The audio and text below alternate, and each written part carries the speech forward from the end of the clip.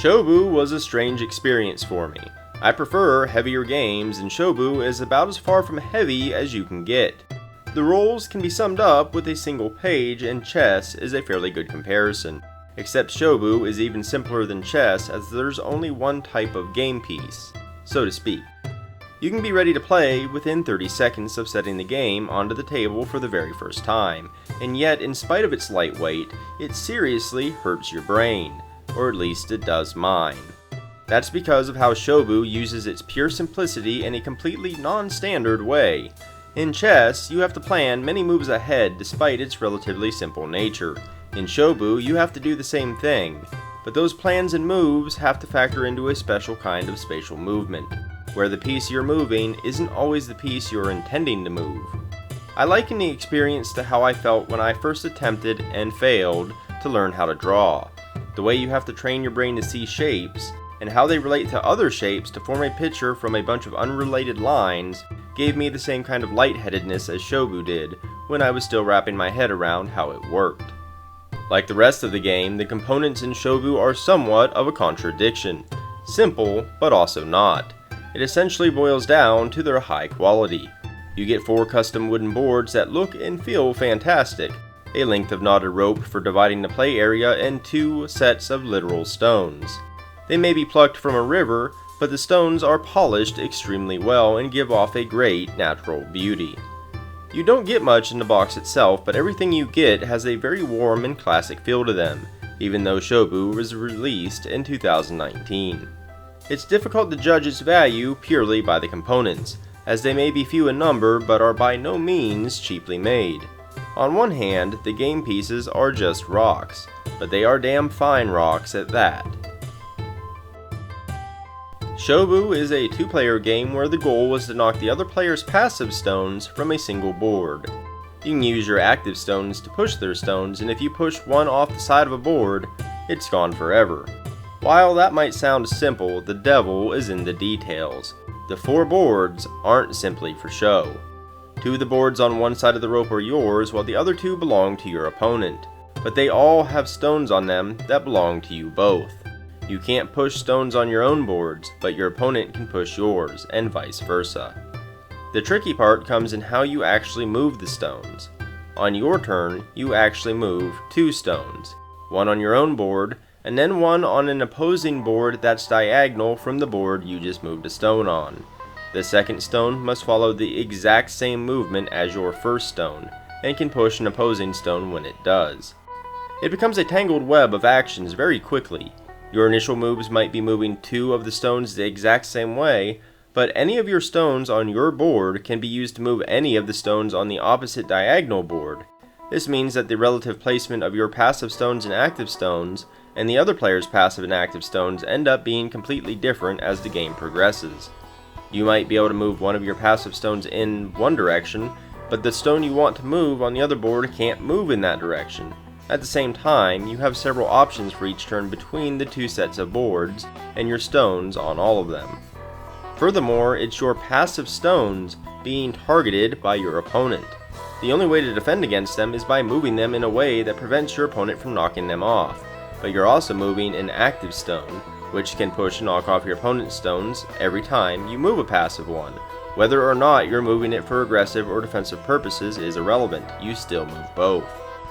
The design is nothing short of brilliant, and is incredibly elegant. The evolving web of moves makes the game unpredictable and forces you to adapt to the fact that you aren't only planning moves ahead of time, you're planning how to move those moves in the first place, while also balancing the delicate nature of protecting your own stones while attacking your opponents. SHŌBU captures the engaging nature of chess, where you have to carefully sacrifice some pieces to win, with an elaborate movement mechanic that half feels like you're playing through multiple dimensions. It's a clever, cerebral duel of skill between 2 players that makes it hard to believe that you're just simply moving rocks a space or 2 each turn. SHŌBU's mechanical design is astonishingly simple, but hides an incredibly skillful game beneath its veneer. The abstract twin-prong movement rules extract an incredible degree of depth from a wooden board and sets of river stones. My partner and I had the pleasure of speaking to Kurt, the owner of Smirk and Laughter and Smirk and Dagger, at Origins Game Fair. He passed us SHŌBU, and as he described it, he said that the game feels almost like it was discovered, not made. After playing it, I'm inclined to agree. SHŌBU very much feels like a game that would have been played in the ancient past. It could stand alongside ancient classics such as Senet, Go, and Mancala, and I mean that in the best way. It's hard not to appreciate everything that SHŌBU is, as well as everything that it isn't. It's a modern game that falls outside of modern conventions without feeling dated in any way. I think it could easily stand beside classics such as chess on equal footing, but there is a caveat there. I don't play or have any interest in chess. Let me be clear, this fault is entirely a mismatching of tastes and nothing more. SHŌBU is brilliant. I just prefer heavier, less abstract games. There are two kinds of depth. One that comes from a massive variety of interlinking systems and variables, and one that comes from a relatively simple set of mechanics with a high skill ceiling. I prefer the former, and SHŌBU falls into the latter. So despite the praise I've given it, SHŌBU won't hit my table all that often, but I'll still enjoy the brain ache whenever it does. It's also not a game that will ever leave my collection, as it has a very distinct itch that it scratches should the mood strike me, rare though it may be. Anyone with a passive interest in chess, shogi, and the like should certainly give SHŌBU a try. There's very little to criticize, and even less if you're already a fan of abstract games. Just a quick note, SHŌBU serves as a wonderful example of why I recently dropped review scores. Concepts such as being light or abstract aren't actual flaws, even if I don't prefer them. I'm still able to enjoy and appreciate SHŌBU as a game even though it doesn't match my tastes. Any numerical score just wouldn't make sense. A high one would be a misrepresentation of my personal tastes, and a low one would be penalizing it for daring to exist outside of my narrow spectrum of personal preferences. My experience with games means that even if I'm not madly in love with it, the fact that it's so well designed means I can point it out to those who will love it. To recap, the pros. SHŌBU is exceptionally simple to learn but very challenging to master. It has beautiful and well-made natural components. It also has an extremely clever spatial movement system. The cons. I found nothing with the game that I truly consider to be a flaw. Who would like this game? Fans of chess, shogi, hive, and Onitama might enjoy SHŌBU as they have a lot in common with how they play. Fans of abstracted games also won't mind SHŌBU's lack of theme.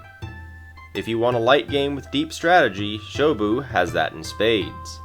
If you want a game with an incredibly fast setup and teardown, SHŌBU takes less than a minute to do either. Who wouldn't like this game? If you prefer games with a lot of gameplay variety, SHŌBU doesn't have that. If you don't enjoy abstracted games, SHŌBU is just stones, wooden boards, and a rope. There's no theme. All of that is SHŌBU. Thanks for watching my review. If you enjoyed this video or found it informative, consider liking and subscribing. It helps me out a great deal and really boosts my visibility on YouTube.